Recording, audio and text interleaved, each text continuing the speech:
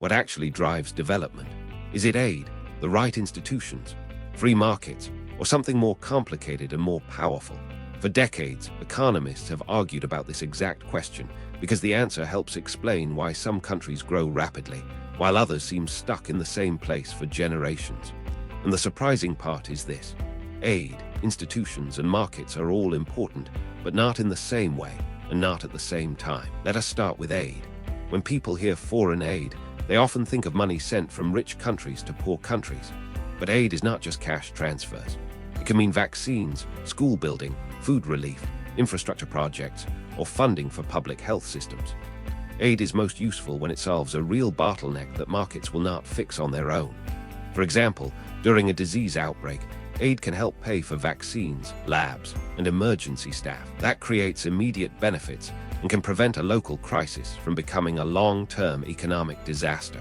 But aid works best when it is targeted. If it is too broad, too political, or poorly monitored, it can fail to reach the people who need it most. In some cases, it can even distort local incentives, like when it overwhelms local businesses or supports weak government systems without improving them. So the mechanism is simple. Good aid reduces constraints. It lowers the cost of basic services, fills financing gaps, and helps people survive shocks long enough to invest in their future. Now, institutions. This is one of the biggest ideas in development economics. Institutions are the rules of the game. Property rights, courts, corruption control, contract enforcement, political stability, and how much trust people have that the system will actually work. Why does this matter? Because even if a country has capital, workers, and natural resources, those things will not produce much growth if people do not feel safe investing. If a farmer thinks land can be taken away, why improve the soil? If a business owner thinks contracts will not be enforced, why expand? If corruption eats up profits, why build anything long-term? Strong institutions create confidence, and confidence leads to investment. That is the mechanism. When rules are predictable, people take risks, open businesses, hire workers, and innovate.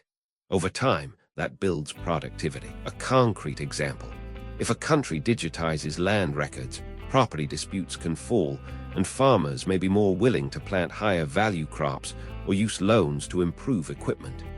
That is not just administration, it changes behavior. Then there are markets.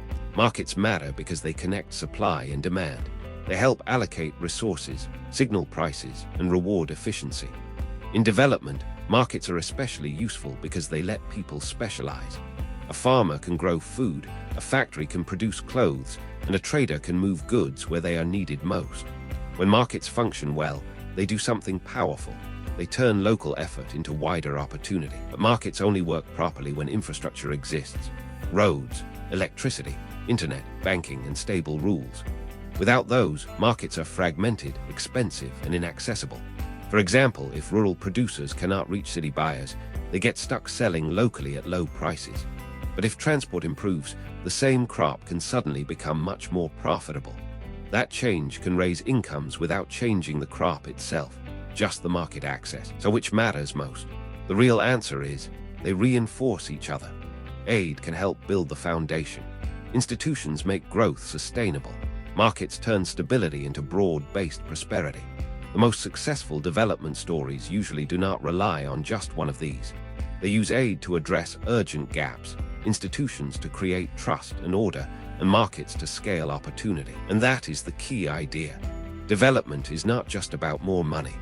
It is about whether money, rules, and incentives work together well enough to unlock human potential. Why aid, institutions, and markets matter. Top angles in development economics is just one small part of development economics. If you are interested, our full free development economics course is linked in the description.